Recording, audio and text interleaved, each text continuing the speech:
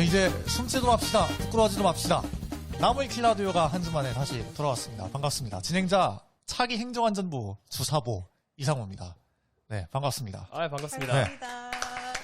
낯선 목소리가 좀 들리죠? 그렇죠. 네. 네. 지난주에 저희가 드디어 처음으로 탈락제도를 시행을 한 결과 결국엔 노재욱 씨가 그동안의 부진을 이겨내지 못하고 오늘 한 주 쉬게 됐습니다.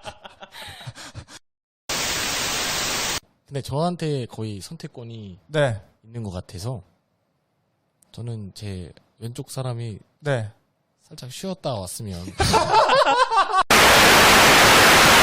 먼저 그러면은 우리 다시 한 주 만에 돌아온 이현직 씨부터 소개를 해주시죠. 네, 안녕하십니까. 아이탑 21에서 스포츠캐스터 맡고 있는 이현직이라고 합니다. 반갑습니다.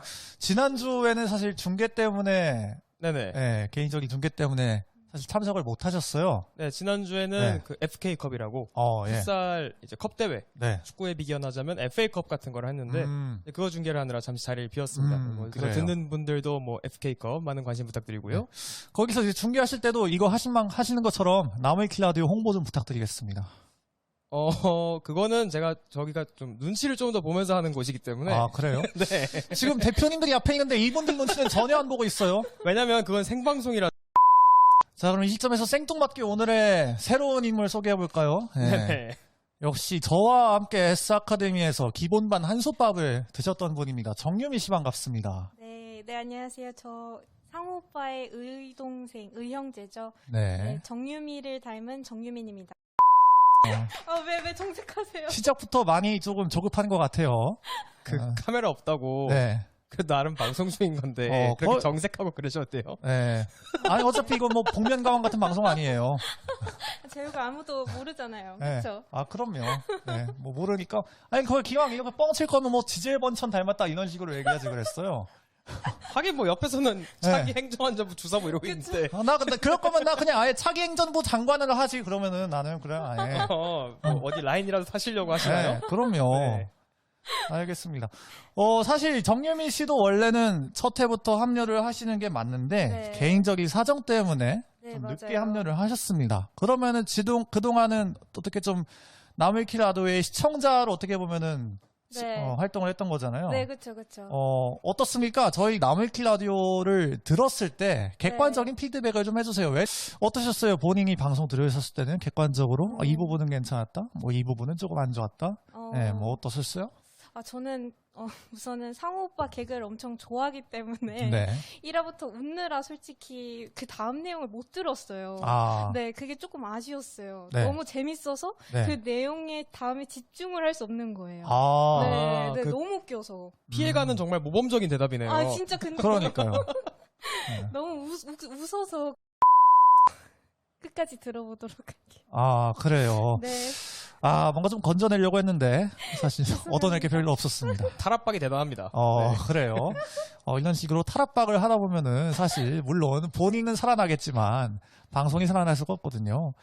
알겠습니다. 그러면은 그 지난주에 말 있잖아요. 네. 아까 이현직 씨가 방송 전에도 지난주 방송 어땠냐고. 아, 그쵸. 네. 없었으니까 제가. 뭐 마찬가지로 자리는 제가 이 자리에 앉고 반대편에 노재욱 씨가 앉으셨는데 사실 이렇게 노재욱 씨가 본인의 컨디션이 안 좋을 때는 노재욱 씨를 건드리는 수밖에 없습니다. 그렇죠? 이현직 씨도 보시면 알겠지만. 뭐 찔러봐야 뭐가 나오니까. 그렇죠. 근데 이제 세 번째 녹음까지는 본인도 어떻게 자기를 찌르는 걸 견뎌했는데 네. 이게 자기도 너무 힘들어하는 게 보이더라고요. 뭔가 자괴감에 빠진 게 너무 보여서 저도 갑옷이 깨졌군요, 탱커에. 그렇습니다. 결국에는 갑옷이 무슨 너무 허약하더라고요. 아무튼 저도 녹음 막판으로 가면서 본인이 막 땀인지 눈물인지 하여간 얼굴에 막 액체가 막 맺혀 있길래 너무 좀 안쓰럽더라고요. 약간 좀 지난주에 저는 그게 조금 힘들었습니다. 그게. 굉장한 컨디션 난조를 보였네요. 노재욱 씨가 어쨌든 지난주에 탈락을 하셔서 이번 주를 쉬게 됐습니다만 다음 주에 컨디션 회복을 기대해 보면서 그럼 이번 주 주제 한번 넘어가 보겠습니다. 네. 자, 이번 주 주제는 말이죠. 라이벌에 대해서 한번 저희가 얘기를 해볼 겁니다. 자, 그러면은 라이벌에 대해서 얘기하기 전에 좀 네. 가볍게 우리 살면서 좀 라이벌이나 천적같이 느껴진 사람이 좀 있었나요? 뭐 천적은 뭐 자주 느껴봤죠. 아, 그래요? 천적이야 뭐 당장 저희 학원에서 수업 들을 때도 네. 그 수업하시는 분들 들어오셔서 네. 이제 저희의 그 수준에 대한 질책, 물론 이제 다 저희 잘 들어가신 말씀들인데 네. 이제 그런 걸 느끼면서 이제 우리의 이제 실력에 대한 수준, 네. 과연 우리가 여기 있는 게 맞는 것인가, 네. 열등감과 네. 아. 이런 걸 느꼈잖아요. 네. 뭐 천적은 약간 그런 느낌이었고 그럼 이 자리에 대고 김명정 캐스터에 대해서 한마디 하세요. 김명정 캐스터님 제가 개인적으로 굉장히 존경하는 캐스터 중에 한 명이고요. 네. 최근에는 굉장히 그 NBA 해외 축구 중계도 굉장히 잘 듣고 있습니다. 언제까지나 항상 열심히 듣고 있기 때문에 나중에는 꼭 직접 회사에서 뵙으면 좋겠네요. 김명정 캐스터가 아닌 거 보니까 제가 봤을 때 양동석 캐스터인 것 같습니다. 양동석 캐스터님도 현재 해외 축구 중계에서 굉장히 뛰어난 수준을 자랑하고 계신 분이기 때문에 네. 항상 존경합니다. 최근에 그래요. 또 피파 온라인 모바일 게임 네. 녹음도 한번 하셨거든요. 네. 더빙 녹음. 네. 굉장히 훌륭합니다. 수준이. 네. 엄청나신 분이 아닌가 생각이 네. 드네요. 그래요. 지금 이빨에 땀 났어요. 치아도 땀이 나는군요. 네. 네. 말을 하도 빨리 하다 보니까 지금 좀 그래요. 정혜민 씨는 어떻습니까? 평소에 지내면서 아무래도 좀 여성분들 같은 경우에는 네. 서로 안 보이는 견제라든가 이런 것들이 많지 않습니까? 일상생활에서? 그렇죠. 아무래도 여자끼리만 하는 그런 네. 심리전? 그런 게 있긴 하죠. 네. 근데 저는 그런 걸 다 잘 눈치를 못 채는 편이에요. 둔해가지고. 그래요? 네. 그래서 저는 그냥 잘 웃고, 잘 얘기하고, 그래서 따로 뭐 학원생들이랑 이런 견제 이런 건 없었던 것 같아요. 본인은 그러면 다른 분들을 견제를 하는 편인가요? 저는, 사실 라이벌은 제 자신이거든요. 어. 제가 너무 게으를 때는 진짜, 네. 라이벌은 나만큼, 비교할 사람이 없겠다 싶어서. 너무 모범적인가? 이현직 씨 왜요? 가증스럽다는 표정으로 지금 보고 계시는데. 가증스럽다는 게 아니라 네. 이제 게으를 때 네. 네. 그 라이벌을 찾는다는 얘기를 듣고서 네. 네. 부정적인 지표에서 라이벌을 찾으시는 것 같길래 네. 네. 보통은 좀 긍정적인 쪽에서 라이벌을 찾아야 보통 되는데. 우열을 가리거나 뭐 네. 그렇게 하는데 이제 네. 약간 좀 색다른 접근법이 아닌가. 네. 그쵸. 그리고 저는 라이벌 딱 생각했을 때, 일상생활을 생각해서 저는 네. 탕수육에 부먹, 찍먹을 생각했거든요. 맞아요. 그럼 라이벌 우리 좀 주제 준비할 때 네. 부먹 찍먹 준비하려고 했었다고 하더라고요. 그래요? 네. 저는 이렇게 시작부터 노제욱의 전철을 밟는 사람이 굉장할 줄 몰랐어요. 거의 뭐 예비 주제는 파인애플이 피자에 올라가냐. 왜 그러니까. 초코를 먹냐. 그 정도의 질문이 아닌가. 그러니까요. 예. 네. 그래서 저는 사실 부먹파거든요. 네. 네, 부먹파인데 친구들은 다 찍먹파예요. 네. 그래서 친구들의 천적이 바로 저죠. 음. 네. 그런 걸 생각했습니다. 그러면 만약에 부먹 찍먹을 만약에 하려고 했을 때는 뭐 친구들과의 어떤 긴장감을 얘기하려고 했었던 거예요? 네, 그쵸. 그리고 여러분들은 일상생활에서 이럴 때 어떻게 대처하나, 뭐 어떻게 먹나 이런 거 물어보려고 했거든요. 그런 거를 근데 신경을 쓰나요? 부먹 찍먹에 대해서? 그게 유독 이제 찍어 드시는 분들이 네. 신경을 많이 쓰시죠. 네. 약간 부어 드시는 분들은 그쪽도 좀 많아요. 그 중도에 계신 분도 좀 많습니다. 부어 그래요? 먹든 찍어 먹든 제 3지대 같은. 그거를 고민할 시간에 탕수육을 네. 한 점이라도 더 먹어야지. 그런 분들이 약간 부먹이 좀 계시고요. 찍어 먹으시는 분들은 이제 부어버리는 순간 네. 탕수육이 비가역적으로 돌아가 버리기 때문에 되돌릴 수가 없잖아요. 네. 그래서 굉장히 예민해하십니다. 네. 그렇군요. 이 정도면 됐어요? 살려줬으니까 뭐 넘어가도 되죠? 네. 네, 그래요. 알겠습니다. 자, 제 얘기는 안 했군요. 네. 해주세요. 저는 아무래도 이제 지난 두 번째 녹음에서 제가 이제 모태솔로라는 게 이제 전 세계적으로 오픈이 되지 않았습니까? 그랬었죠. 네, 그렇죠. 저는 그러다 보니까 아무래도 이제 그 제가 짝사랑하는 여자가 좋아하는 남자나 아니면 그 알짱거리는 새끼들이 할 뻔했네. 자식들. 네. 남자친구들한테 좀 라이벌 의식을 좀 많이 느꼈었죠, 옛날에. 대표적인 게 이제 중학교, 그분이 또 나오네. 그 김민희 씨. 네. 형 기억나죠? 기억이 다 나는데 네. 다 나요. 다 나는데 네. 자꾸 이제 실명 거론을 하시니까. 아니, 뭐 이미 오프닝 됐는데 어떡해요. 네, 그래서 네. 굉장히 대담하시지 네. 않나. 네. 네.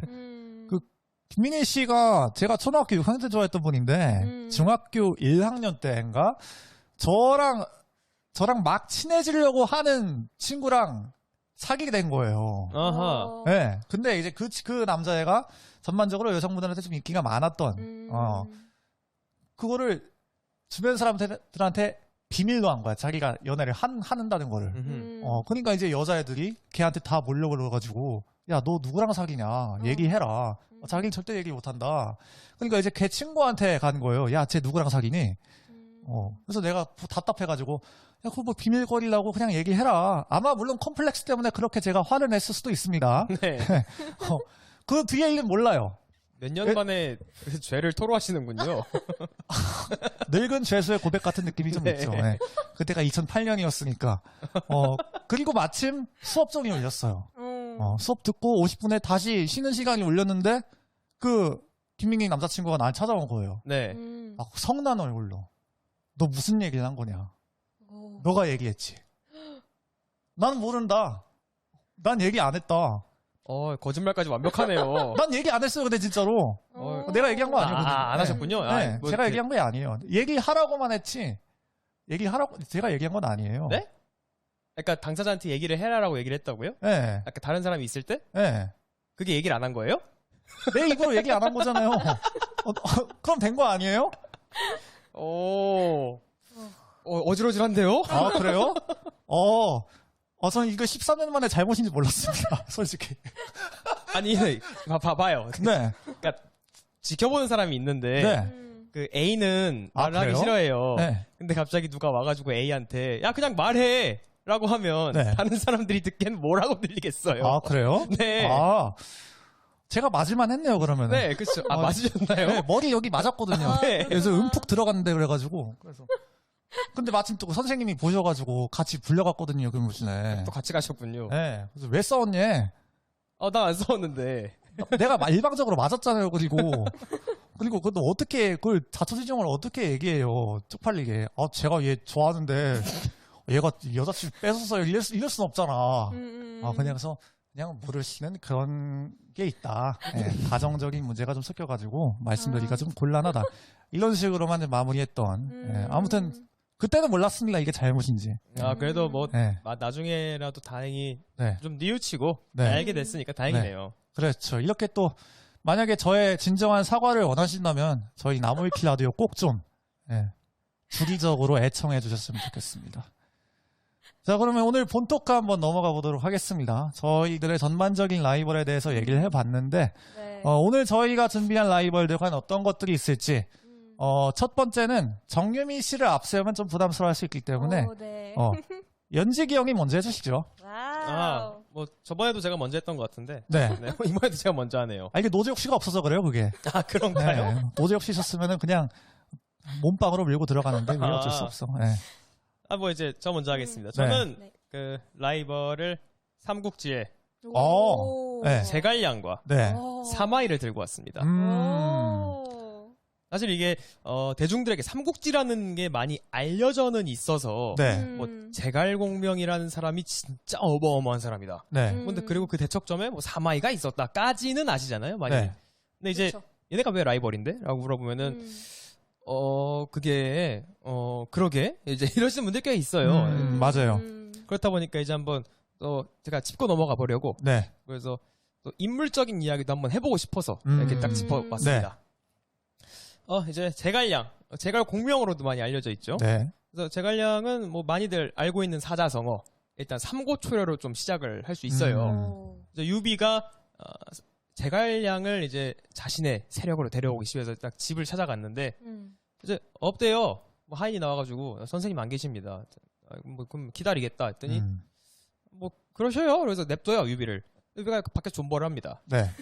안 와요. 해가 졌는데. 그래서 돌아가자. 돌아가고 이 짓거리 3번을 합니다. 네. 3번 만에 맞아요. 이제 공명이 그걸 받아들여서 이제 유비 밑으로 들어가는데 사실 이거 저는 삼고초려를 약간 좀 다르게 봅니다. 그래요? 예, 이게 일단은 제가 이제 뭐 사마 얘기도 같이 해야 되니까 네. 그 유년 시절 좀 착 생략을 했는데 잠깐 얘기를 하면 유년 시절의 제갈량이 공부도 안 했대요. 공부도 안 하고 놀기 좋아했는데 일단 머리는 좋은 건 자기가 알았나 봐요. 그래서 나는 나중에 큰 사람이 될 거다. 이제 어디 큰 데 들어가서 진짜 좋은 위치, 높은 위치에서 뭔가를 할 거다라고 했었대요.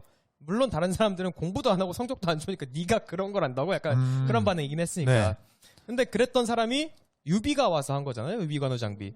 그 당시 유비관우 장비를 비유를 하자면 이제 제갈량은 어디 뭐 삼성, SK 이런 대기업에서 스카우트 해가길 원하고 있는데 갑자기 스타트업 회사 같은 곳에서 와가지고 같이 그렇죠. 너 하나 일 좀 한번 해보자라고 하니까 난 대기업에 가고 싶은데 비유하자면 이제 얼마 전에 유재석 씨가 이제 물론 지금 안테나로 계약했지만 네네. LPNC하고 계약 만료가 됐잖아요. 그렇죠. 근데 이제 로파이에서 유재석 씨한테 같이 합시다. 이런 느낌이네요.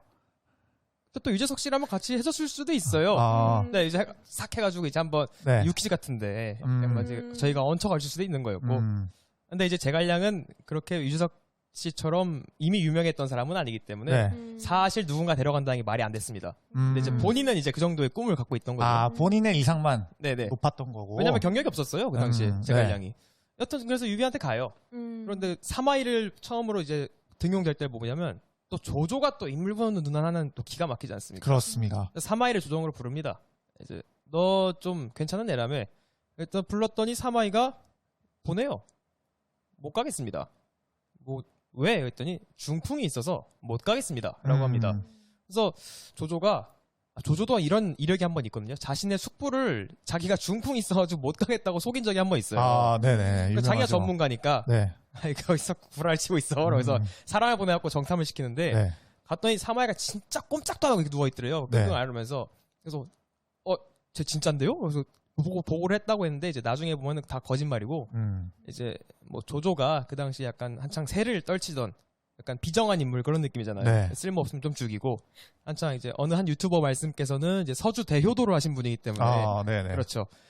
이제 그래서 서주 대효도 정유민 씨 알아요? 몰라요. 한번 설명을 해주세요. 네. 네, 모르는데 간단하게. 아는 척했어요. 그런 것 같았더라고요. 네. 서주에 이제 계시던 분이 네.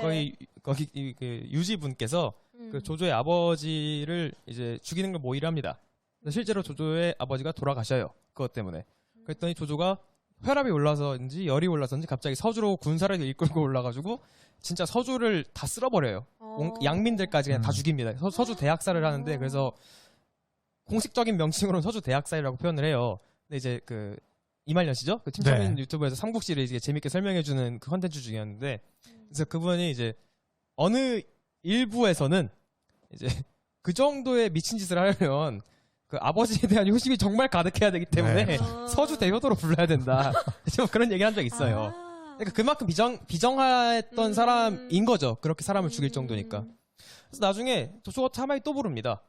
근데 나중에 진서 선제기라는 책을 보면은 사마이가 두려워서 직무를 맡았다라고 표현이 돼 있어요. 네. 그래서 보면은 또 다른 기록을 보면 또 조조가 사람 보낼 때 야, 걔 이번에도 안 온다 그러면 그냥 걔 잡아다 가둬버려라고 했다고 하거든요. 그래서 사실 보면은 이제 뭐 여러 번 등용 제안을 공식적으로 했는데 이걸 거절하다가 조조가 워낙 강하게 나오니까 어쩔 수 없이 간 것 같긴 해요. 근데 그 기록이 정말 의미가 있는 게 진서 선제기면은 사실 진나라 사람이 썼을 거 아니에요. 굉장히 오피셜한 그리고 그 사람들 입장에서 사마이는 어떻게 보면 국부인데 그렇죠. 그거를 있는 그대로 담았다는 것 자체가 그 기록에 정말 신빙성도 있고 실제로 사마이가 조조를 얼만큼 두려워했느냐를 좀 간접적으로 엿볼 수 있는 대목이네요. 네, 사실 그리고 이렇게 좀 두려워했다 정도로 볼 수도 있는데 어떻게 보면 나중에 사마이의 후행 일적을 보면은 네. 그 나중에 그 행적들을 보게 되면 이 사람은 내가 상사지만 내 뜻대로 움직이게 할 수 있는 사람은 아니다. 약간 그런 생각도 하지 않았을까 생각이 듭니다.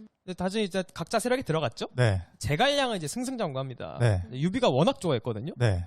막 들어가자마자 일단 군사 중랑장이라는 지위를 맡는데 이게 지금으로 약간 쉽게 설명하자면 유비 세력의 모든 사무를 총괄을 해요. 뭐 행정, 법률 이런 걸 다 네, 포괄해서 행정 관련한 건 전부 다 제갈량한테 들어간 겁니다. 그러니까 들어가자마자 그 자리인 거예요. 그러니까 유비가 얼마나 신뢰했는지. 나중에 너무 친해지니까 유비랑 제갈량이 너무 친해졌어요. 막 정이 깊어지고 막 대화도 많이 하니까 관우랑 장비가 약간 삐집니다. 이들은 이렇게 세 명은 약간 커넥션이 그냥 상사랑 그게 아니라 네. 의형제도 맺고 그런 관계잖아요. 네. 그랬더니 유비가 탁 단칼에 자르죠. 내가 공명을 만난 거는 물고기가 물을 만난 거랑 똑같다. 그러니까 너희들은 다시는 그런 불만을 말하지 말라. 이게 바로 그 수어지교의 네. 유래가 되는 그 일화입니다.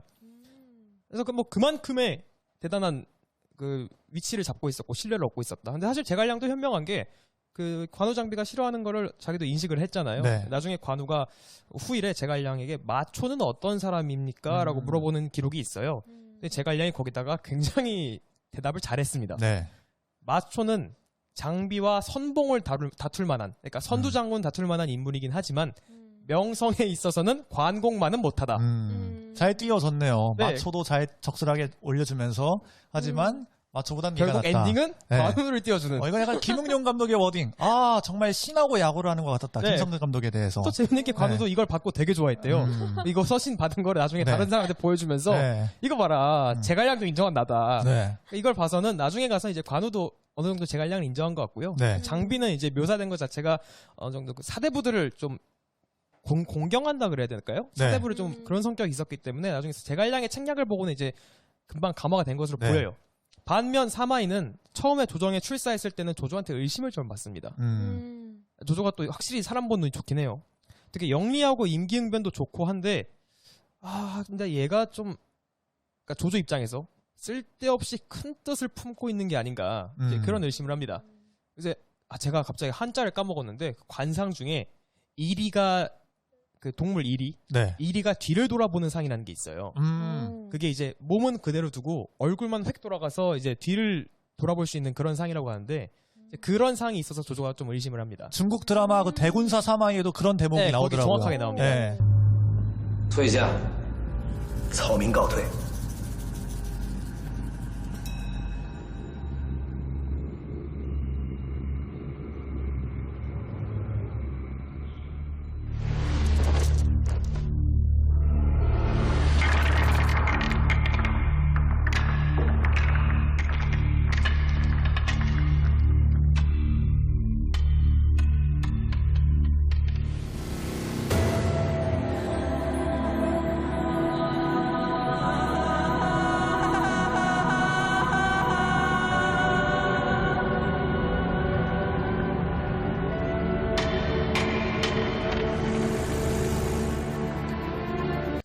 하는데 이제 사마이는 굉장히 현명한 사람이라 했죠. 관리직에서 자기가 할 수 있는 최선을 일단 다 해요. 네. 막 밤도 막 잠도 줄여가면서 다 하고 나중에는 뭐 가축 기르는 일, 잡초 뽑는 일 하나하나까지 직접 손수 나서는데 그것마저도 막 조조한테 물어보면서까지 합니다. 네. 그러니까 조조가 나중에 의심을 접죠. 이 정도로 나한테 충성을 다하고 이렇게 몸을 다하는 정도니까 의심할 필요 없겠구나. 네. 그래서 어떻게 보면 처음 들어가자마자 조조 세력 안에서 처음에 신뢰를 얻었던 인물은 아니에요. 하지만 점점 이제 신뢰를 얻어가는 과정이 있었던 약간 다른 시작을 했던 네. 두 사람이죠. 결국 이 둘이 삼국지에서 메인이 되는 거는 결국 조조랑 유비가 모두 죽고 나서 네. 이제 이 둘이 메인이 되죠. 넘어가면은 이제 몇 가지 삼국지에서 짚어야 되는 대전들이 몇 개 있는데 첫 번째가 적벽대전이고 네. 이제 이때는 이제 사실 라이벌 얘기를 하길래 사실 처음엔 제갈량이랑 주유를 잠깐 생각을 했었어요. 네. 근데 주유는 너무 좀 일찍 금방 죽었죠? 단명하기도 하고 해서 네.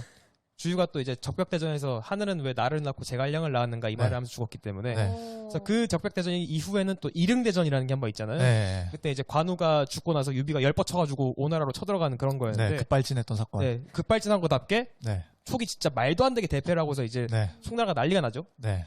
그래서 화병인지 모르겠는데 그게 끝나고 또 유비가 죽잖아요. 네. 또 전쟁이 일어나고 그 해에 또 이제 마초도 죽고 전쟁 직전에는 뭐 다 죽습니다. 총나라의 장비도 죽었죠. 네, 유명한 사람 다 죽어요. 황충, 관우, 장비. 사실 촉이 세워질 때 핵심 인물이 다 날아갑니다. 법정도 죽었고. 그렇죠. 네. 그래서 어떻게 보면은 구심점인 유관장이 다 날아갔으니까 네. 이게 삼국지 좋아하시는 분들이 추격해서 말하는 건데 유비관우 장비가 다 사망을 했기 때문에 내부 반란도 막 벌어져요. 네. 총나라 내에서. 그렇다 보니까 이제 내부 반란도 벌어지지 구심점도 없어가지고 정치적 혼란도 오지 전쟁 망했으니까 경제적 인력 손실도 어마어마하지 지금 아프가니스탄 상황하고 좀 비슷한. 거의 흡사합니다. 네. 거의 다 날아갔어요. 네. 그런데 제갈량은 일단 이걸 수습을 하기 시작해요. 네. 정치적 혼란부터 일단 수습을 하고요. 그리고 좀 회유를 하기도 하고 확실하게 다잡기도 하고 해요. 일단 기반을 좀 닦는 거죠, 정치적으로. 그 다음에 이제 경제적인 것도 좀 회복을 하는데 여기서 위나라가 제가 볼 때 약간 실수를 합니다. 위나라의 조조의 아들이었던 조비가 왕에 오르고서 야 쟤네 촉 오나라한테 꼬라박고서 다 진짜 완전 망하고 유비도 죽었고 관우 죽고 장비 죽었어. 쟤네 진짜 이제 뭐 없네 이러고서 거기서 촉을 밀었어야 되는데 오나라로 쳐들어갑니다. 맞아요. 그러면서 그 총나라가 좀 시간이 약간 벌어요. 그 5년 동안 근데 놀랍게도 제갈량이 이걸 대부분 복구를 합니다. 경제적으로. 그래서 엄청나게 진짜 흔들려서 막 이게 막 나라가 날아가냐 마냐 했는데 다시 모아가지고 또 위나라를 또 치러 가죠 이제. 네. 제갈량이 이게 이제 삼국지 후반부의 핵심이 되는 제갈량의 북벌 파트가 네. 이제 시작이 되는 건데 또 제갈량의 북벌 파트를 또 얘기하면 사실 제갈량은 원래 직접 전쟁에 나가는 사람은 아니었어요. 그렇죠. 큰 그림을 그리는 역할이었죠. 그리고 큰 그림을 그리고 또 행정 쪽에 많이 일을 하던 사람이었는데 제갈량의 출사표 이 당시에 북벌을 하러 가던 당시에 유선에게 냈던 출사표를 좀 보면 진짜 안타까운 얘기가 나옵니다. 제가 지금 전쟁을 하러 나가고 이 상태에서 우리가 위나라를 한번 쳐야만 우리 총나라가 안정적으로 굴러갈 수 있습니다. 근데 전하 제가 정말 보필을 해드리고 싶고 선왕의 말씀도 그러했지만 우리 총나라엔 직접 전쟁을 하러 갈 인재가 없습니다. 제가 직접 가야만 합니다. 그리고 직접 나가요. 그래서 1차 북벌 당시에는 진짜 기회였거든요. 그렇죠. 위나라가 이거 방심을 해요. 아까 말했던 것처럼. 근데 제갈량이 그렇게 믿었던 마속이 진짜 말도 안 되는 뻘짓거리를 하면서 깔끔하게 망합니다. 네. 그래서 그 마속이라는 장군이 뻘짓거리를 하면서 여기서 또 유래가 된 사자성어가 또 나오죠. 읍참마속이 여기서 나오지 그렇죠. 않습니까? 와우. 그 당시에 제갈량이 굉장히 공명정대했던 사람으로 이제 네. 꼽힙니다. 웬만하면 굉장히 엄하게 벌을 주는 사람인데 사람들의 불만이 없을 정도예요. 너무 공정해서. 그렇다 보니까 자신의 거의 뭐 직속 그 후임이자 거의 뭐 오른팔에 가까운 마속이 실수를 해서 전쟁에 그르치니까 바로 이제 참을 해버렸죠. 이제 마속이 여기서 죽었고요. 그래서 여담인데 여기서 또 제갈량의 공성계가 하나 유명합니다. 1차 북벌 당시에. 그러니까 연의에서 표현된 건데 사마이가 이거 좀 개꿀인데? 하면서 이제 우리가 좀 치러 가자. 그래서 양평관이라는 곳을 좀 공격하기 위해 직접 대군을 이끌고 가요. 근데 제갈량이 그걸 보고서 쟤네 오는데? 하는데 이제 초계 주병영은 거기가 아니라 딴 데가 있었거든요. 그러니까 네. 막을 방법이 없었는데 갑자기 성문을 활짝 엽니다. 그리고 대신에 이제 병사들은 못 나오게 해요. 최대한 숨어 있으라 그러고 자기는 이제 성문 위에 올라가서 혼자서 금을 연주하기 시작합니다. 네. 그러니까 금이라는 게 이제 우리나라 검은고 같은 건데 사마이가 야 내가 쟤 좀 아는데 쟤는 절대 그 리스크를 짊어지는 애가 아니다. 그렇기 때문에 지금 병력이 숨어 있어서 우리 유인하는 거고 제가 지금 우리 다 쓸어버리려고 하는 거다고 도망을 가요. 일단 퇴각을 하죠. 공격을 하려다가. 근데 이제 알고 보니까 병력 같은 건 없고요. 네. 이제 오히려 의심이 많은 사마이를 역이용한 거죠. 그거를. 역이용한 공명의 계책이 한번 나옵니다. 나중에 이제 사마이가 이걸 알고 탄식을 하죠. 네. 정말 좋은 기회였는데. 어떻게 보면 이때 끝났을 수도 있어요. 제갈량을 잡았으면. 결국 이제 그렇게 넘어갔고 나중에 이제 2차도 갔다가 3차도 갔다가 근데 계속 막히죠. 하다 이제 쭉 넘어가서 이제 5차 북벌, 6차 북벌까지 넘어가요. 제갈량은 이제 오장원이라는 쪽을 공격을 시도를 합니다. 네. 사실 이제 이름은 북벌인데 이제 살살 뜯어보면은 이게 제갈량이 진짜 이게 위나라를 멸망시키려고 하는 건가 싶은 점들이 좀 있어요. 이게 오장원을 장악하게 되면 상대 본진으로 가는 주요 루트 장악도 되고요. 여기 농지가 좀 좋아서 여기를 장악을 하고 바로 가는 게 아니라 존버를 합니다. 그러니까 둔전을 해서 거기서 직접 농사지어갖고 현지 조달을 하는 거예요. 식량을. 알박기를 시도한 네. 거죠. 이제 현지 조달을 하면은 이제 상대가 버티기를 해도 보급이 안 끊기니까 계속 버틸 수 있거든요. 그렇죠. 우리도. 이제 그것도 약간 연계를 했고 그다음에 이민족과 주변 이민족들의 연계도 좀 생각을 해서 네. 이제 민심을 끌어와가지고 위나라를 흔들 생각도 한 것 같아요. 네. 근데 이제 그 생각도 이제 위나라 쪽도 좀 할 수 있잖아요. 네. 그렇다 보니까 제갈량은 여기서 사실 위나라가 그 생각을 해서 만약에 우리가 여길 점령하는 게 좀 부담스러우면 결국 사마이가 우리를 치러 올 거다라는 생각으로 간 것으로 보여요. 그러니까 상대를 끌어내기 위해. 끌어내려고. 사실 이 당시의 상황을 보면은 두 나라 좀 애매한 게 좀 서로 지키는 게 유리합니다. 결국 선제 공격이 약간 폭탄 돌리기인 상황이었어요. 선제 네. 공격하면 무조건 불리한 상황. 네. 그래서 좀 다만 좀 애매한 게 사마이가 이거를 되게 오장원이라는 곳이 이제 좀 협소하게 진입을 해야 되는 곳이다 보니까 소수병력으로 방어진지만 잘 구축했으면 그냥 끝나는 거였거든요. 아예 네. 들어갈 수가 없어가지고. 그래서 원래 이제 한 번에 팍팍 몰아치는 게 아니라 막 이제 군사도 모아가지고 뭐 쌀도 모으고 보급로도 확실하게 한다 모든 걸 준비하고 나가는 제갈량 스타일인데 이때는 거의 뭐 도박 베팅하듯이 오장원으로 간 거라서 이것도 혹시나 뭐 사마이가 쟤는 확실하게 준비한 스타일이니까 여기가 아니라 일로 오겠지 다른 곳으로 오겠지라고 생각하는 걸 또 역이용한 게 아닐까라는 생각도 도박으로 듭니다. 치면은 계속 안전하게 콜만 받다가 갑자기 하프 체크. 예. 그러고 보니까 상대방은 당황할 수밖에 없는 거죠. 쟤 뭐지? 쟤 최소 에이스 포카든가? 저거 그 생각이 8광 까이는 거 보고 야 저거 38이다. 실제로 들고 있는 건 망통인데. 그쵸? 제가 실제로 그렇게 해서 당했어요 한번. 아이씨 그때 5,000원 잃어가지고 어렸을 때. 어렸을 때 당하셨네요. 네. 인생의 쓴맛을 좀 일찍 보셨네요. 머리도 맞고 5,000원도 잃고. 아, 제가 이런 인생을 살았습니다. 굉장히 손해보는 게 많으시네요. 그래도 이 손해를 이 나무위키 라디오로 메우고 있다는 거 대표님들이 저의 인생을 구해준 겁니다. 다행입니다. 네. 또 어떻게 상호 코인이 어떻게 또 올라가는 날이 오긴 왔네요. 아, 그럼요. 도지코인하고 같이 가고 있어요. 도시 코인이랑 같이 간다고요? 도지코인 지금 떨어지고 있나? 뭐 얼마 전에 잠깐 오르긴 했어요. 난 몰라서. 네, 얼마 전에 시세를. 잠깐 오르긴 했는데, 네. 네, 상당히 위험합니다. 네, 네, 코인은. 그래요. 네. 네, 그렇습니다. 그래서 여기서도 좀 재밌는 일화도 몇 개 있는 게 공명이 도발한 것도 한 번 있고 호로곡 전투가 있어요. 근데 일단 그게 연희에만 나오는 전투가 아니었나요? 호로곡 전투가? 호로곡 전투는 일단 연희에만 나온다라는 이야기가 있죠. 네. 왜냐면 그 당시에 호로곡이라는 지명이 없었다라는 아. 그런 사료도 있고 하다 네. 보니까. 근데 일단 연희에 나오는 건 재미가 있기 때문에 네. 한번 짚고 넘어가면 그 호로곡이라는 되게 분지 형태 비슷한 지형의 땅이 있어요. 둘러싸여 있고. 그래서 그 근처에서 자기들이 이제 진을 잡는 척을 해요. 이름이 왜 호로곡이죠? 그 호리병을 닮은 계곡이다 해서 호로곡입니다. 네. 그렇게 이해하시면 편할 거예요. 그래서 밑으로 파여 있는 형태. 해서 이제 사마이가 그쪽 공격을 하러 가요. 그랬더니 일부러 막 싸우더니 위원이 막 일부러 더 안 싸우고 뒤로 뺍니다. 유인을 하는 거죠. 골짜기 안으로. 그렇죠. 그래서 계속 뭐 싸우다 후퇴하고 하니까 이제 결국 호로고 안쪽까지 사마이 군대들이 들어왔죠. 네. 야 개꿀 우리 다 여기 먹었다. 그래서 했는데 알고 보니까 이제 그 위원 군대들이 이제 싹 빠져나가더니 그 사마이 군대만 남아요. 근데 근처에 막 뭐가 있어요. 막 짐더미들이 근처에 있어요. 이게 뭐지 하면 지푸라기가 잔뜩 있습니다. 하면서 동시에 그 둘러싸여 있다 했잖아요. 위쪽에서 불화살이 들이치기 시작합니다. 그래서 막 진짜 불지옥이죠. 한마디로. 그래서 막 사마이가 두 아들들이랑 막 난리가 나요. 아 내가 여기서 죽는구나 하면서 막 기도를 합니다. 근데 연희에 써있는 걸 보면 되게 약간 좀 뭐랄까 간절함이라 할까요? 아니면 저대사가 나오네 싶은 게 있는 게 내가 여기서 이렇게 죽을 줄 알았으면 위나라 장군 대장을 했겠냐. 하늘아 날 살려라. 막 이런 식으로 기도를 해요. 막 거의 절규를 했다고 표현되는데 그 와중에 갑자기 소나기가 내립니다. 그래서 비가 내려서 불이 그치면서 도망을 가요. 이때 이제 제갈량이 또 명언을 한번 남기죠. 아이 기상청은 씨발 하면서 그게 아니고 비 안 온다더니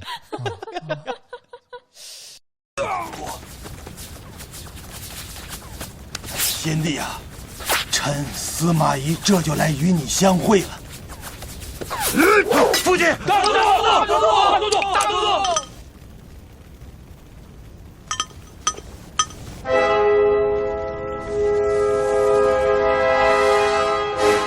下雨了！下雨了！为何暴雨倾盆呐？ 좀 맵네요. 그래도 오늘 비 온다는 예보도 맞췄습니다. 아 그래 그렇죠. 네. 네네네. 그래서 제갈량이 모사제인 성사제천이란 말을 남겨요. 일을 꾸미는 명언이에요. 건 사람이 하지만 이루어지는 건 하늘에 달려 있다더니 억지로 안 되는구나. 하면서 사실 이 대사가 되게 의미심장한 게 물론 연희 내용이지만 네. 이 둘의 마지막을 알게 되면 되게 의미심장한 내용입니다. 그렇죠. 네. 그렇네요. 지금 일을 생각해보니까. 꾸미는 건 사람이 하지만 이 모든 건 하늘에 달려 있다. 또 이제 아까 공명이 도발 한번 했다잖아요. 제갈 공명이.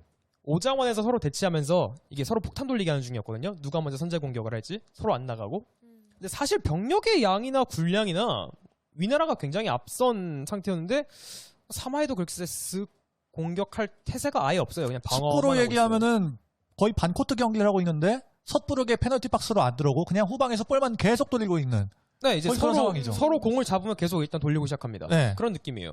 그랬더니 이제 제갈량이 좀 조급해지죠. 공격을 온 상태니까 사자를 통해 선물을 하나 보냅니다.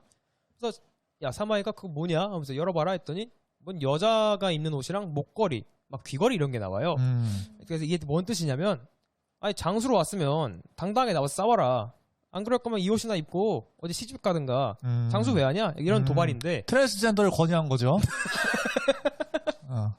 아니면 뭐 이제 또 굉장히 뭐 굳이 트랜스젠더가 아니라도 네.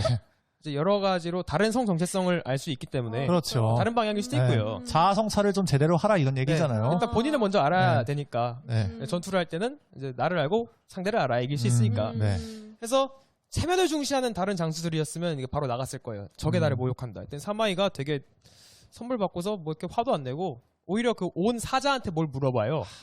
그랬더니 야 너네 승상은 뭐 어떻게 하면 지내시니? 했더니 사자가 이제 제갈량 이제 자기 상사니까 칭찬을 해야겠다는 생각에 저희 승상께서는 일찍 일어나기를 일찍 일어나길 닭보다 일찍 일어나시고 부엉이보다 늦게 주무시면서 일을 하시면서 바쁘십니다. 그러니까 뭐 열심히 하신다 이거예요. 사자는 그거를 어필하려고 얘기한 거잖아요. 네, 그때 사마이가 그걸 듣더니 그래? 그럼 뭐 일은 뭐 다 하시니? 했더니 그 곤장 20대 이상의 형벌은 직접 다 처리하신다. 그러니까 이거는 뭐 세세한 건들도 직접 다 사무를 본다 이런 뜻이거든요. 근데 또 사마이가 그걸 듣더니 뭐 니네 승상 뭐 밥은 먹고 다니냐 물어봐요. 뭐 밥은 뭐 절반 정도만 드시고 뭐 가끔은 안 드시기도 해요. 바쁘시니까. 했더니 사마이가 야 그래가지고 니네 승상 오래 살겠냐? 이렇게 물을 한단 말이에요. 그러니까 이 이야기를 또 들은 제갈량이 또 웃긴 게 나중에 밥그릇을 더 큰 걸 씁니다. 그러니까 밥만 먹어도 많이 먹은 것처럼 보이게. 그러니까 둘이 이렇게 되게 세세한 신경질이 많이 나와요. 그러니까 이게 되게 보면 제갈량이 약간 우위에 있는 것처럼 표현이 되긴 하는데 네. 이런 신경절에 보면 제갈량 입장에서도 사마이를 신경을 좀 많이 쓰는 것 같죠. 의식을 안 할 수가 없죠. 네. 네. 그래서 여기서 사마이는 제갈량이 일을 너무 많이 하고 혹사당하니까 그러니까 그런 걸 좀 깨달은 것 같아요. 제갈량이 지금 너무 워커홀릭이다. 어쨌든 뭐 그러면서 제갈량은 뭐 오장원을 일단 점검했잖아요. 공격을 네. 안 하고 있긴 한데 그래서 내실도 다지고 뭐 우리나라 촉의 지배력도 좀 늘리고 세력 확보도 하자. 그래서 한 번의 위를 못 밀어도 좀 우리나라를 좀 튼튼하게 해야지라는 생각을 하고 있던 제갈량이었는데 또 모든 걸 계산하고 또 변수 통제하는 제갈량인데 여기서 통제하지 못한 게 딱 하나가 있습니다. 본인의 건강이었죠. 본인의 수명과 건강을 통제하지 못했습니다. 그래서 말한 대로 이제 총나라가 많은 개국 공신도 사라졌고 유능한 인재도 없어졌는데다가 심지어 뒤를 이은 황제 유선이 능력이 출중한 편은 또 아니었잖아요. 네. 그러니까 지금으로 치면 제갈량이 총리일도 하고 또 국방부 장관 일도 하는데 심지어 전쟁도 직접 나간 그런 상태니까. 그래서 결국 이제 과로로 이제 쓰러지게 되고 여기서 오장원에서 공명이 죽고 이래서 주 52시간 근무제가 중요한 거예요. 그렇죠. 네. 정말 건장해야 할 만한 그렇습니다. 법안이 아닐 수가 없어요. 네. 또 공명이 죽고 촉군이 이제 퇴각을 해야겠죠. 그 최고 장군이 죽었으니까. 사마이가 이제 이거 딱 때를 보고 야 공명이 죽었다더니 진짜 퇴각을 하네. 그 가서 쓸어버리자. 나갔는데 야 제갈량 죽었다며. 야 저거 뭐냐 하면서 전쟁터 나갔던 사마이가 깜짝 놀래요. 그랬더니 저기 제갈량이 앉아 있어요. 부채 들고 전쟁터에. 그래서 사마이가 그걸 보고서 야 이건 제갈공명의 함정이다. 또 당하냐 우리? 이거는 너무 서둘렀다 우리가. 상대한테 당하겠다. 빨리 도망가자고 빨리 도망을 가요. 근데 전쟁터에서 보였던 제갈량은 나무로 만든 목각 인형이었고요. 제갈량이 죽기 직전에 이제 부하들에게 안전하게 퇴각을 할 수 있도록 마지막까지 이제 계책을 알려주고 떠난 거였습니다. 네. 우리 내가 죽었다는 걸 알고 쫓아올 건데 이 인형을 배치해두면 걔네가 속은 줄 알고 도망을 갈 거다. 그 대목이 보통 이제 연의를 통해서 접해서 아는 대목인데 네. 정사에도 기록이 돼 있는 건가요, 그게? 근데 일단 이게 연의 위주로 표현이 되어 있고요. 정사에는 약간 애매합니다. 오히려 정사에서 나오는 거는 좀 그게 나오죠. 이거 말고 다른 때에 이제 퇴각을 할 때 네. 상대가 쫓아오니까 그 아궁이 개수를 점차 늘려나갑니다. 퇴각을 할 때 조금씩. 그래서 아궁이 개수가 늘어난다는 건 밥 먹는 사람이 늘어난다는 거잖아요. 네. 그러니까 사마이가 이제 그거 흔적들을 보고서 얘네 병력이 늘어난다. 이거 또 속임수 같다. 그래서 뺍니다. 그러니까 이런 건 좀 나와요. 그거 정사에 기록이 돼 있는 거였어요? 좀 가물가물하긴 한데 정사로 제 기억을 합니다. 아닐 수도 있어요. 네. 그래서 여기까지만 보면 제갈량이 사마이를 전투에서 대부분 이겼고 더 네. 유능해 보이긴 합니다. 근데 그 후를 보면 또 약간 좀 묘해요. 제갈량이 죽고 총나라가 되게 자연스럽게 힘이 약해지면서 위늘하게 멸망하는 그런 흐름이거든요. 네. 그래서 사마이는 반대로 제갈량 북벌을 일단 막아낸 거잖아요. 제갈량을 잡진 못했지만. 그래서 위나라 내에서 권력도 강화가 됐고요. 뭐 왕을 제외하면 권력이 가장 강한 신하가 됩니다. 그래서 나중에 이제 저 시간이 흐르게 되면 황제 세력이 이제 사마이가 너무 권력이 있어서 견제를 하려고 하니까 아예 그냥 뒤집어 버립니다. 궁중 쿠데타를 일으켜서 고평릉 사변. 네, 정확합니다. 네. 고평릉 사변이라고 해서 이제 사마이가 완벽하게 권력을 장악하고 조씨일가를 허수아비로 만들어서 자기가 1인자가 되죠. 그 고평릉 사변 얘기 좀 해주세요. 그것도 되게 재밌는 에피소드가 많은데. 그거는 이제 시간 관계상 제가 잘랐고요. 네. 라이벌 얘기니까. 야. 네. 그래서 이후에는 뭐 추가로 얘기하면 사마이의 손자가 이제 진나라를 또 세우게 되죠. 그래서 진나라의 실질적 토대를 닦았기 때문에 네. 실질적인 진나라의 시조라고 또 불려지기도 합니다. 그래서 네. 뭐 요약을 하면 굉장히 상반된 길을 걸은 두 사람이라고 볼 수 있겠습니다. 제갈량은 진짜 엄청난 충성심에 뭐 대단한 국가 재건 능력, 뭐 경제 산업도 회복을 하고 또 법제 시스템이 되게 저는 흥미로웠던 게 총나라가 잘 안 알려진 건데 다민족 국가였대요. 오. 그렇다 보니까 이 사람들을 한데 묶고 정확하게 통치를 하려면 그만큼 엄격하고 공정한 법이 필요했기 때문에 그거에 제갈량이 많이 힘썼던 걸로 보이고요. 그래서 아까 제가 총나라가 위나라한테 이제 자연스럽게 망했다 했잖아요.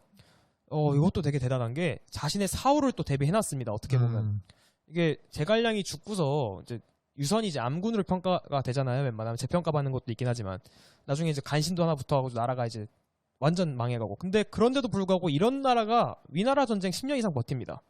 나중에 이제 이게 배치해뒀던 이제 신하들이 이제 뭐 쳐들어가기도 하고 이기는 경우도 나오긴 하는데 그래도 뭐 제갈량이 죽던 순간에 비해서 완전 쇠락하진 않고 버티다가 이제 망했고. 아무래도 이제 총나라가 자리 잡은 그 사천성 지역이 워낙 또 험지다 보니까 또 지형 지문에서 얻어가는 이점도 좀 있고. 네. 네. 그래도 생각보다는 잘 버텼어요. 네. 그리고 사마이는 이건 아직까지 그 이야기가 좀 많은데 사마이가 처음부터 충성심이 없었냐? 아니면 이거는 좀 논란이 있잖아요. 네, 처음엔 충성심이 있었는데 상황이 그렇게 만든 거냐? 근데 결국 자신이 섬기던 주군은 마지막에 배신을 한 건 팩트니까. 네. 그래서 제갈량과 좀 다른 길을 택한 거죠. 네. 그래서 군사적으로 유능함을 보였는데 뭐 제갈량에 비하면은 뭐 제갈량을 이겨내지 못했고요. 근데 다만 사마이의 생애를 둘러봤을 때 두 가지는 볼 수가 있어요. 네. 재능과 인내심. 이게 자기 윗사람이 그러니까 조조가 나를 쉽게 내쳐버릴 수 없을 정도의 영향을 가지고 있었고, 그리고 전 이게 대단한 것 같은데 그러니까 사람들이 이게 때를 기다릴 줄 안다라는 표현을 하는데 저는 그거는 동의를 하지 않고요. 때를 기다리는 건 다 할 수 있어요. 결과론적인 거기 때문에. 때를 기다리다가 그 판단하는 능력. 지금이다. 치고 나갈 타이밍을 아는 예. 거. 이게 엄청납니다. 그러면은 고평능 사변 얘기를 안 할 수가 없을 것 같아요. 왜냐면은 이것도 사실 사마이가 정권을 잡기 위해서 10년을 아픈 척을 하는 그러니까 거잖아요. 진짜 존버를 했어요. 네. 그러니까 이게 잘 짧게 얘기하면은 나중에 갑자기 사마이가 자기 아프다고 은퇴를 해요. 근데 집에 들어가 진짜 안 나와요. 근데 이게 진짜 아픈 게 아니었고 그냥 살짝 빠진 거였거든요. 아직까지 남아있다가는 조정에서 나를 해할 수 있겠다. 그 판단하고 빠져 있었는데 이제 계속해서 견제가 들어오니까 결국 자신의 일가 친척들 다 쓸고 들어가가지고 근데 그 참 그 반란 일으킨 것도 참 위치가 애매한 게 네. 그거 묘 갔는데 반란 일으킨 거잖아요. 그렇죠. 이제 제사 지내러 이제 보통은 예를 들면 현충일날 이제 대통령이랑 수반들이 뭐 국립현충원에 가서 막 묵념하고 그러는데 갑자기 카카 쿠데타가 일어났습니다. 네, 이러는 그런 거니까. 거죠. 네. 갑자기 다 끊어버리고 뭐 영리하긴 했어요. 진짜 그 고평능 사변을 일으켰던 타이밍이 참 좋았던 것 같아요. 왜냐면은 그때 사마이의 대척점에 있었던 권력자 조상이 네. 이제 자신의 권위를 세우기 위해서 촉한을 한번 공격하잖아요. 그때 그게 그 전투가 낙곡대전이라고. 근데 거기서 이제 총나라의 왕평이라는 장군한테 막혀서 본인의 권위가 추락하는 그 시점에서 사마이가 지금이다. 그렇죠. 지금 조상을 몰아낼 때다 하고 고평능 사변을 일으킨 거거든요. 그래서 정말 정확한 타이밍에 잘 찔러줬고요. 네. 그래서 많은 사람들이 이제 그 삼국지 연의를 읽었을 때 제갈량에게 이제 낭만을 좀 느끼고 그렇죠. 약간 젊었을 땐 저도 좀 그랬어요. 이거 멋있잖아요. 젊은 나이에 딱 들어가자마자 이거는 이렇게 하고 저건 저렇게 하면 됩니다. 근데 다 맞아. 틀린 말이 하나도 없고 맞아. 심지어 미래를 얘기했는데 미래도 다 맞아. 와. 나중 가서는 막 바람 방향을 바꿔요. 신선이야 거의. 그렇죠. 멋이 없을 수가 없거든. 네. 근데 이제 현실적으로 이제 돌아와서 지금 와서 보면은 그 사마이라는 사람도 어떻게 보면은 이제 왕이 4번이 바뀌는데 그 안에서 계속 존버하면서 자기 그 역량을 최대한 키우고 세를 넓혀가면서 마지막엔 진짜 그 칼 같은 타이밍에 치고 들어가서 자기가 1인자가 됐다는 것도 어떻게 보면 대단한 능력이거든요. 그 역심을 끝까지 안 들켰다는 것도 대단한 것 같아요. 그러니까 엄청납니다. 이게 네. 사실 어떻게 보면 그 엑셀 브레이크 조절이 대단한 거거든요. 내가 멈출 때, 네. 내가 달려나가야 될 때 정확하게 판단해서 갔고. 네. 그래서 저는 사마이라는 인물에 대한 평가도 굉장히 지금보다 더 고평가가 돼도 아깝지 않지 않나. 맞아요. 정말 하지만 매력적인 캐릭터예요. 물론 그 제갈량의 충성심, 네. 그 윗사람을 섬기던 그 낭만을 이길 수는 없기 때문에 물론 제갈량보다는 아래 평가를 받겠지만 둘 다 대단한 사람이었다라고 네, 맞아요. 말하고 싶습니다. 정말 그 역사적으로 봤을 때 훌륭한 맞수라고 할 수 있다. 그렇습니다. 네. 자, 어떠셨어요? 처음 이제 녹음 참여해서 처음 이제 썰을 듣게 됐는데 네. 현재까지 들어보는 방송에 참여해본 느낌이 어때요? 정유미 씨. 얘기를 들으니까 네. 너무 신기해요. 어떤 부분이 신기했어요? 제가 원래 제갈량도 그냥 술에 탄 그냥 가만히 앉아 있는 똑똑한 사람 이렇게 부채 알고 들고 있었거든요. 있고. 네, 네. 그렇죠. 부채 꼭 있어야 돼요. 근데 이렇게 이야기를 들으니까 머릿속에서 막 그 전투들이 막 그려져요. 너무 생생하게 너무 네. 좋았어요. 정유미 씨가 그 능력이 굉장히 대단한 것 같아요. 상상력. 자기 네. 모르는 걸 숨기는 능력. 네. 근데 항상 수임새들이 정말 자연스러웠거든요. 네, 좀 자연스러웠나요? 네. 아주 뭐 집에- 방송감이 뛰어납니다. 집에서 연습했어요. 네. 노재욱 씨의 빈자리를 훌륭하게 지금 메워주고 있다. 아, 대단합니다, 지금. 네. 그렇습니다. 노재욱 씨가 부산에서 들으면서 오해를 하는 거 아닌가 싶어요. 부산에서 또 폼 회복을 하기 위해 네. 급하게 또 몬스터 에너지 드링크를 빨리 네. 들이키고 있는 게 아닌가. 지금 그 해운대 수위가 높아졌대요. 왜냐면 그 노재욱 씨가 하도 울어가지고 그 눈물 때문에 바다 수위가 높아졌다고 합니다. 어떡해. 네, 노재욱 씨 이제 그만 우시고 네, 다음 주에 좀 건강한 모습으로 뵐 수 있었으면 좋겠습니다. 방송 시작할 때 네, 계속 찌르니까 저번 주에 힘들어하는 것 같다면서 네. 없는데도 찌르고 있으면 자리를 비우면 죄예요. 네? 어. 없으면 이렇게 대참사가 벌어집니다. 물론 이제 지난주에 이현직 씨가 없었을 땐 저희가 뭐 이현직 씨 얘기를 한 건 아니에요. 전 안 했어요. 노재욱 씨만 했어요. 방송 다 꺼지고 나서. 그럴 수 있어요. 충분히 아시잖아요, 성격을. 네.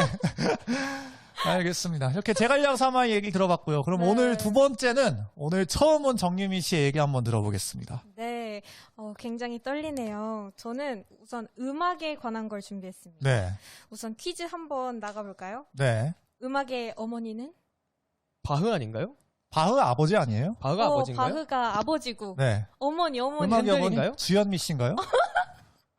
심수봉을 싫어하고 있는데. 어머니는 핸델입니다. 아, 그렇네요. 네, 근데 오늘의 주인공은 음악의 천재 네. 누구죠? 모차르트? 보통은 어, 모차르트를 맞아요. 선택할 생각을 네. 하죠. 네. 모차르트가 주인공인데 네. 여기에 라이벌이 한 명 있었습니다. 네. 바로 숨겨졌던 살리에리입니다. 아. 네, 처음 들어봤죠? 이게 보통 모차르트 살리에로 하면은 보통 드는 생각이 그거잖아요. 재능충 vs 노력충. 맞아요. 그렇죠. 어떻게 하셨지? 놀랐죠? 네, 조금 놀라워요. 지난번 그 약간 노재욱 씨의 노재욱 씨 김일성 피가리 느낌도 많이 나요. 약간 만수무강 연구소 네. 그 느낌이죠. 본인은 이거 나만 아는 거다 준비했는데 맞아. 우리 저 이거 알아요. 이렇게 보니까 팍 김이 새버리는. 네, 그 정유미 씨도 지금 당황했어요. 네. 도시락 폭탄인 줄 알고 깠는데 그냥 도시락이었어요. 맞아요. 김치 들어있는 거 네. 모르겠어요. 네. 네, 그래서 우선은 영화 하나 소개하면서 그거에 대해서 얘기를 할 건데, 영화는 아마데우스라는 영화입니다. 네, 아마데우스가 무슨 뜻이죠? 모릅니다. 네, 볼프강 아마데우스 모차르트의 중간 이름인데요. 네. 신의 은총이라는 뜻이고, 네, 85년에 개봉을 했어요. 1985년. 네, 그리고 11월 23일에 개봉을 한 영화인데 11월 23일 제 친구 예슬이 생일이에요. 네. 이런 거는 넘어가죠 그냥. 네. 네. 그래요. 네, 하긴 뭐 김민희 씨 이름도 깠는데 예슬이 정도는 뭐. 네. 네, 그래서 이 영화가 처음에 시작이 살리에리가 할아버지가 돼서 모차르트를 내가 죽였어 하면서 이렇게 시작을 해요. 네, 그래서 이제 시작을 하는데 우선 살리에리 아는 거 있으세요? 아는 정보? 노력충밖에 몰라요 솔직히. 노력충. 네. 비운의 음악가 정도로 알고 있죠. 그쵸. 모차르트 때문에 묻힌. 네, 그쵸. 이제 살리에리는 어느 나라 사람일까요? 오스트리아인가요? 아니요. 그 퀴즈 언제 끝나요? 마지막이에요, 아, 마지막. 그래요? 살리에르가 근데 보통 이름의 형식을 보니까 제가 봤을 때 폴란드 쪽에 가깝지 않나. 아유, 아쉽습니다. 이탈리아예요. 그래요? 이탈리아네요. 전혀 아쉽지 않은데요? 이탈리아하고 폴란드가 거리가 좀 멀지 않아요? 너무 먼 오스트리아가 더 가깝지 않나. 근데 살리에리는 뭐 좋게 생각해 주셔서 감사합니다. 네. 감사합니다. 모차르트는 이제 천재성이 있었지만 살리에리는 없었어요. 그쵸? 근데 아빠가 음악을 엄청 반대했어요. 너는 음악하면 안 된다 하고서 시골에서 계속 자란 거예요. 근데 자라다가 아버지가 이제 반대를 하니까 맨날 기도를 해요. 나 음악을 하게 해주세요 했는데 이제 아버지가 갑자기 밥을 먹다가 식도에 음식이 걸려서 죽은 거예요. 갑자기? 갑자기. 그 약간 그 예전에 드라마 하늘이 시려에서 우차싸 보다가 죽은 그런 느낌 아니에요? 웃다가 숨 막혀서 살에 들려서 죽은 거 있잖아요. 그 배우 이숙 씨가 그때 그 역할 맡으셨는데. 네. 자, 만나보시죠. 친정한 모델. 아이고, 저 얼굴 마주보고 어떻게 그림을 그렸어요? 제가 진담배가 그리는 동안 많이 늘었어요. 선 하나 긋고 한 잔 마시고 선 하나 긋고 한 대 빨고 아이고, 얼마나 걸렸는데요? 한 10년 걸렸지? 네, 여보.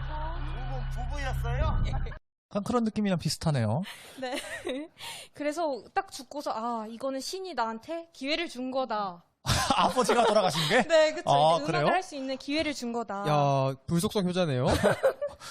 뜨겁네요, 아주. 네. 네. 그렇죠. 그래서 음악의 도시 비엔나로 가요. 음. 비엔나로 가서 궁정 음악가로 성공하는 인생을 살고 있었어요. 이제 아 내가 서열 1위 짱이다 하면서 살고 있었는데 갑자기 짤츠부르크에서 모차르트를 만나요. 이제 만나는데 예상과 달리 첫인상이 엄청 안 좋은 거예요. 둘이 어쩌다가 만난 거예요? 만난 거는? 짤츠부르크에서 이제 행사가 있었는데 아, 행사. 네. 거기서 살리리는 당연히 궁정 음악가니까 같이 있었어요. 네. 근데 모차르트가 이제 놀러 온 거죠. 이제 네. 이제 이름이 많이 안 알려져 있고, 근데 놀러 왔는데 이제 살리에리가 이제 방에 들어가서 그냥 자기 거 하고 있는데 갑자기 모차르트가 여자애랑 막 들어와가지고 막 깔깔대면서 막 경박스럽게 웃는 거예요. 네. 살리에리는 충격을 받았죠. 얘가 철없는 이런 젊은이였구나. 음. 이런 거에 딱 이제 정이 떨어졌는데 딱 악보를 보면 와 얘는 천재다. 이제 경박스러움과 천재성이 이제 왔다 갔다 하면서 질투심을 느끼기 시작해요. 그래서 왜 나에게는 이런 재능이 없지? 이런 생각을 합니다. 그러면서 황제 귀에 모차르트가 이제 들어가서 궁으로 불러요. 궁으로 불러서 야 너 여기 한번 와봐라 이렇게 하는데 이제 왕이 살리에리의 제자잖아요. 학생이잖아요. 아. 네, 그렇죠? 그래서 살리에리가 모차르트를 위한 환영곡을 만들어요. 만들어서 이제 왕이 한번 모차르트 앞에서 쳐요. 띵가 띵가 띵가 쳐요. 근데 모차르트가 갑자기 뭐야 이거 너무 구린데? 이래요. 대놓고 꼽을 준 거예요? 네네. 그래서 구린데? 이렇게 하면서 잠시만요 하고서 그 곡을 머릿속에서 그대로 쳐요. 머릿속에서 악보를 만들어서 그대로 치는 거예요. 그대로 친 다음에 북한이었으면 고사총으로 맞았을 거예요, 아마. 어떻게 감히 대원수께서 피아노를 치시는데 이거 굴인데요? 이거는 조금. 그쵸. 네. 그쵸. 그래서 굴인데 하고서 치는데 편곡까지 해요. 띵가 띵가해서 띵가 띵가 띵띠링 띵가 치면서 이게 더 낫지 않아요? 하면서 살리에리를 비웃는 거예요. 네, 비웃어서 모차르트의 웃음소리가 굉장히 독특했는데요. 그 스펀지밥 웃음소리 아시죠? 아, 맞아요. 네. 그거랑 비슷한 느낌이에요. 아, 그래요? 그거랑 똑같이 웃었대요. 그거 어떻게 알아요, 근데 그거? 그 영화에서 제 기억에 그렇게 나온 걸로 알고 네, 있어요. 맞아요.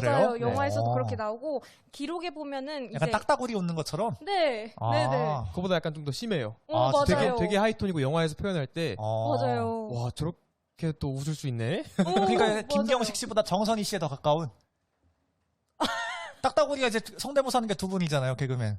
그쵸. 네, 정선희 씨 쪽에 더 가까운. 네. 네, 그쵸. 그렇게 웃어요. 그러면서 이제 불안감이 딱 엄습하죠. 네. 살리에리한테.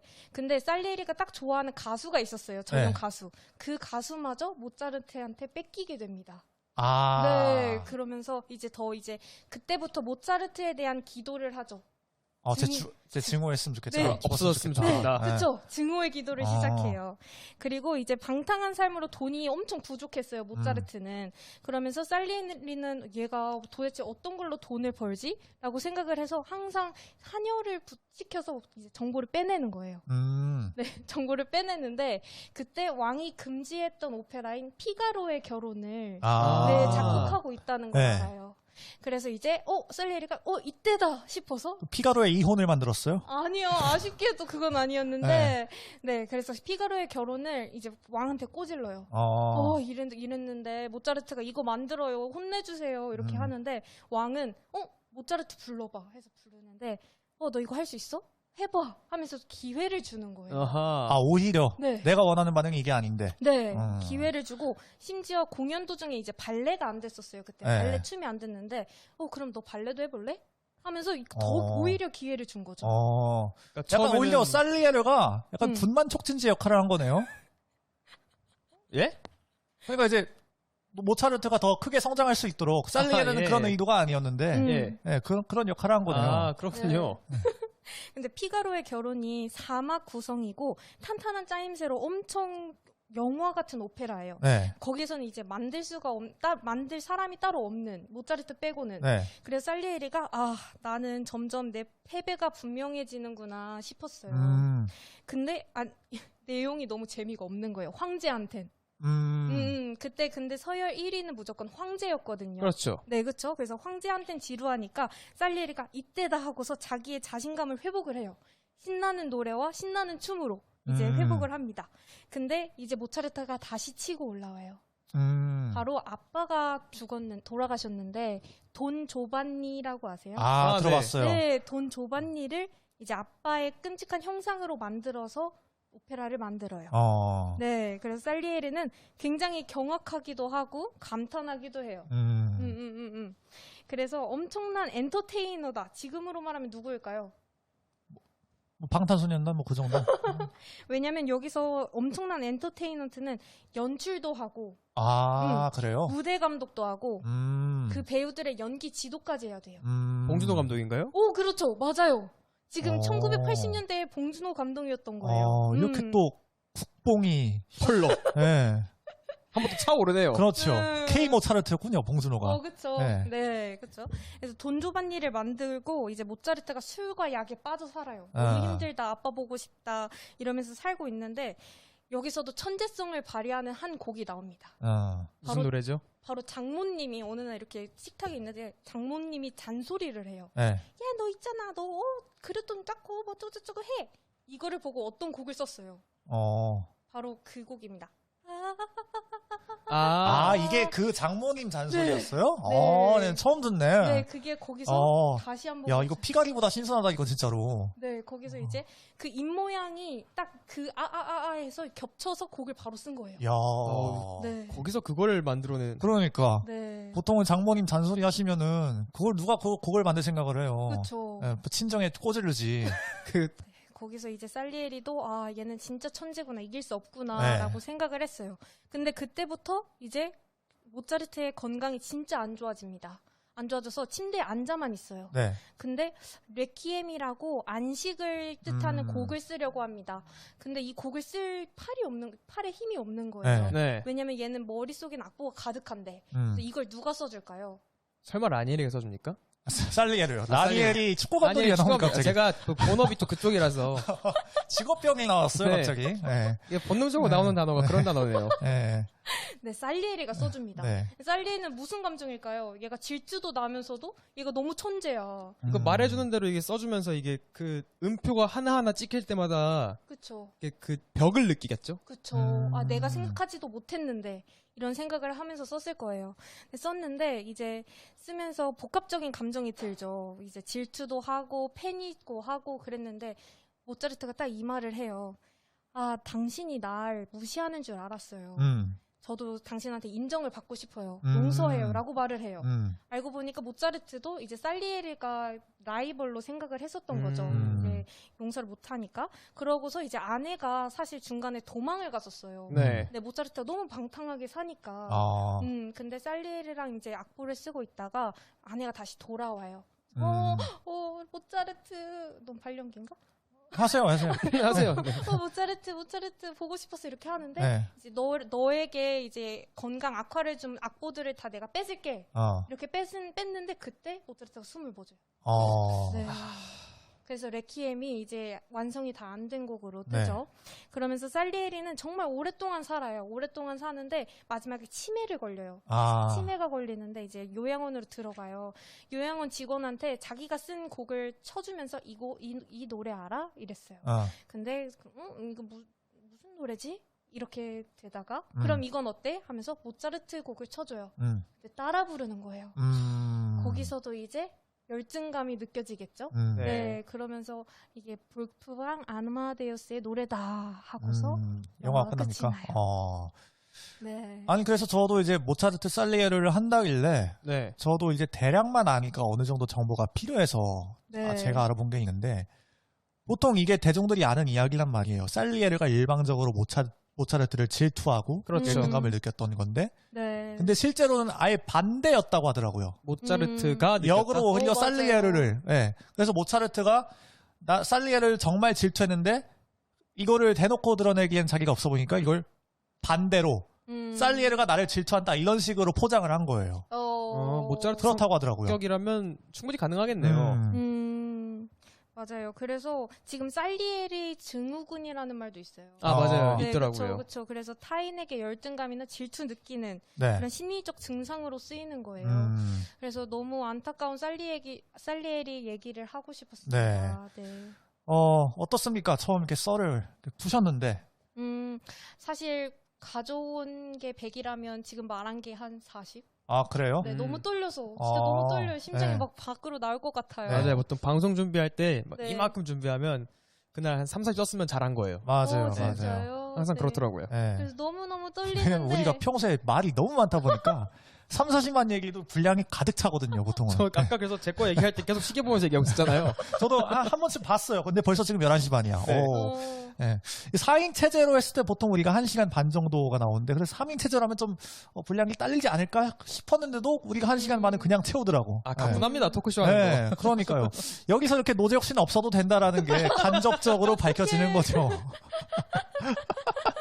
알겠습니다. 오늘 준비하느라 정말 고생 많으셨고요. 그러면은 오늘 이제 제 주제인데 마지막 썰을 한번 얘기해 보도록 하겠습니다. 거. 상호 씨는 오늘 뭘 준비하셨죠?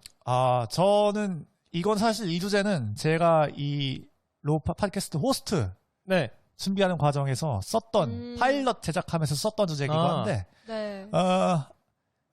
바로 이 집단과 집단 간의 라이벌의 관계. 아, 이제 인물 대 인물 1대1이 아니라 네, 그렇습니다. 바로 우리나라 그 보수 정당의 양대 계파, 친박과 비박 간의 갈등에 대해서 한번 얘기해 보려고. 계속 네. 아까는 그 행정안전부 장관 말씀하시더니 네. 혹시 내년 지선 출마하시나요? 저기 지금 이준석 대표 연락 기다리고 있어요. 아찔합니다. 아찔해. 친박과 비박 간의 갈등, 어쨌든 이 계파가 사실은 처음부터 기원부터 얘기하기에는 너무 길기 때문에 오늘 제가 중점적으로 이 두 그렇죠. 계파 간의 갈등에 대해서 얘기해 볼 부분은 2016년도 20대 총선을 앞두고 벌어진 정식 명칭은 김무성 새누리당 대표 직인당인 거부 사건, 소위 말하는 그 옥세런. 흔히들 예, 네. 옥세런이라고 하죠. 네, 옥세런에 대해서 한번 얘기를 해볼까 합니다. 네. 아, 그 옥세런 하면은 네. 아직도 그 기사에 나왔었던 그 당시 김무성 대표가 네. 바닷가를 바라보면서 맞아요. 머리를 흩날리고 있는 네, 사실 떠오르는데 인생샷이죠, 그거. 네. 그거 아마 100% 의도한 사진이었을 거예요, 제가 봤을 때. 그리고 그 후에 몇 시간도 안 돼서 올라온 사진이 그거였거든요. 맞아요. 그 다른 계파분 대표분이랑 만나고 네, 원유철 술자리에서 원내대표. 러브샷 하고 네, 있는 거. 네. 자, 원유철 원내대표가 설마 좋다 이러면서 그 표정으로 네. 찍힌 거. 네. 네, 그렇죠. 그렇습니다. 오늘 그 부분에 대해서 한번 얘기를 해볼까 합니다. 그러면 시작을 어디서부터 해야 되냐. 일단은 새누리당 같은 경우는 아시다시피 친박과 비박으로 나뉘어져 있는데, 친박은 박근혜 대통령을 중심으로 똘똘 뭉쳐있는 반면 비박계는 어떤 한 인물을 중심으로 뭉치질 못했어요. 뭔가 구심점은 없었죠. 그렇죠? 네. 거기 내에서도 일단 김무성과 유승민이란 또 양대 산맥이 있었으니까. 그러다 보니까 비박계가 좀 조직적으로 활동을 하는 게 좀 힘들었고, 그리고 마침 20대 총선을 앞두고 야권이 민주당과 국민의당으로 분열이 됩니다. 그러니까 이제 청와대나 친박 쪽에서 든 생각은 이거 찬스다. 야권이 분열되었을 때 보수 정당이 이건 우리가 봤을 때 180석 정도는 얻을 수 있겠다. 이때 비박계를 싹 다 쳐내고 향후 전국 주도권을 우리 친박이 가져야 된다 하면서 김무성 대표한테 겁나게 프레스를 줍니다. 공천을 우리 위주로 해라. 그때 사실 그 생각이 네, 어떻게 보면 굉장히 합리적인 느낌이긴 했어요. 그렇죠.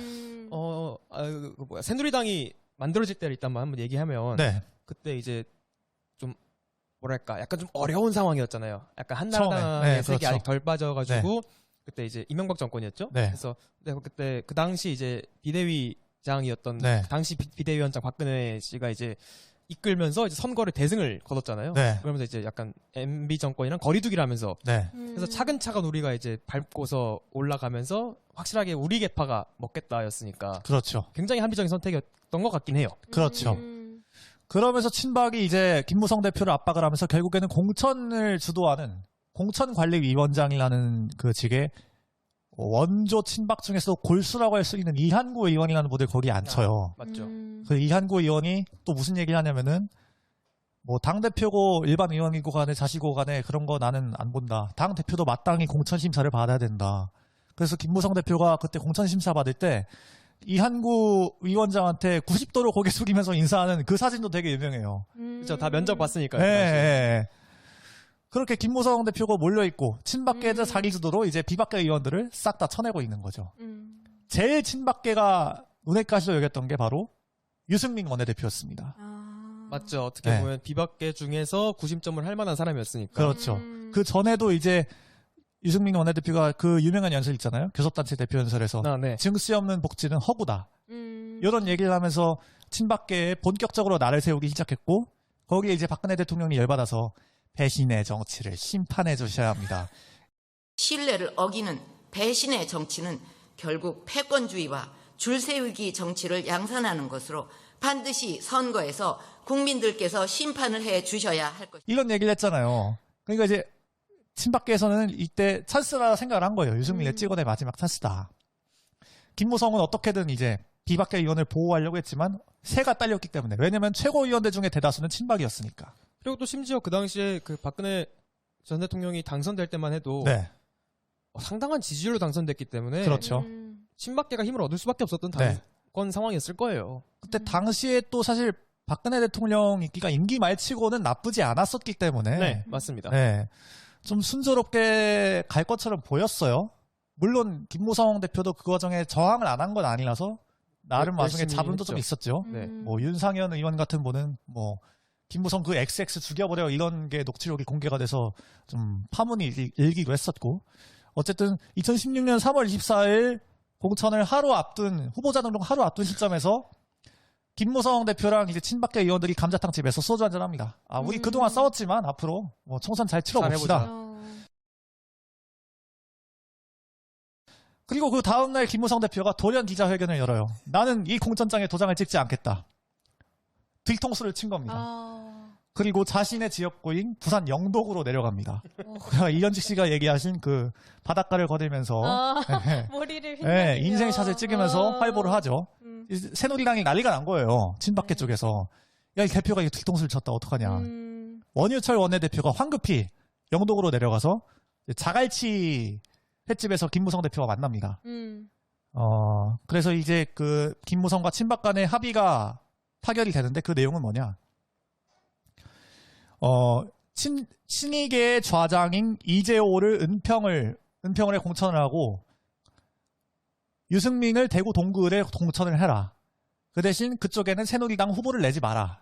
주요 내용은. 김무성 대표 입장에서는 비박계를 어떻게든 살려야 되니까. 그래서 원유철 원내대표도 알겠다. 대신에 이제 이 지역이나 저 지역 뭐 여기는 좀 우리 친박계 뭐 정종섭이나 추경호 이런 분들 공천을 해줘라. 김무성 대표가 알겠다. 그 정도면 우리 받아들일 수 있다. 이렇게 모양새를 보면은 김무성이 친박계와 당당히 맞서 싸워서 1승을 얻어낸 것처럼 보입니다. 그리고 곁다리로 유승민을 지켰다는 어떤 그 너그 자애로운 모습까지 확보를 하게 됐죠. 근데 여기에 또 음모론이 있어요. 뭐냐면은 어떤 거죠? 사실 유승민 의원 지역구인 대구 동구을 같은 경우에는 그냥 새누리당 유승민 후보가 새누리당 후보와 맞붙어도 이긴다는 여론조사 결과가 많이 있었거든요. 거기는 공천을 해줘도 돼요. 네. 근데 굳이 김무성이 그쪽에는 공천을 못하겠단 말이죠. 여기서 음모론이 뭐냐면은 만약에 유승민 의원이 무소속인 상태에서 새누리당 후보를 그것도 박근혜 대통령이 꽂아준 후보를 꺾고 올라오면은 어떻게 되겠어요? 지지율이 엄청 모양새가 올라가겠죠. 이상해지죠. 네. 마침 김무성 대표는 그때까지만 하더라도 김무성 대표가 대선 주자 지지율 1등이었으니까. 그죠? 그때 그런 유행어도 있었잖아요. 킹 찍탈. 킹무성 찍고 탈조선한다. 그런 유행어도 있을 정도로. 그 당시에 확실히 네. 김무성 전 대표가 네. 그 차후 대권에서는 어느 정도 유력한 상황이었죠. 그렇죠. 그때까지는 유력을 했었죠. 그런 와중에 유승민이 올라오는 걸 견제도 하면서 자기 이미지도 챙기고. 예. 아무튼 그렇게 옥새로운 사건이 잘 마무리가 되는가 싶었는데 이걸 또 새누리당이 또 홍보해서 써먹습니다. 무성이 나르샤에서 김무성이 이제 도장 들고 도망가고 뒤에 원유철 원내대표가 쫓는 그런 또 광고를 또 찍어요. 어떻게 보면 그 광고가 굉장히 오만했죠. 그렇죠. 이게 그냥 뭐랄까 좀 순리라고 말하기 좀 애매한데 그냥 자연스럽게 흘러갔으면 그 당시 여론 상황이 좀 웃어줬거든요. 네. 그 새누리당 쪽으로. 근데 옥세론을 하고 네.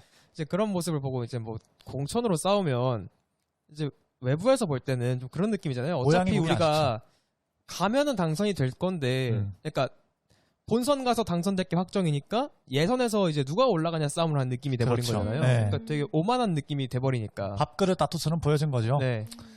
결국에는 20대 총선에서 새누리당이 한석 차이로 더불어민주당한테 원내 1당 자리를 내주고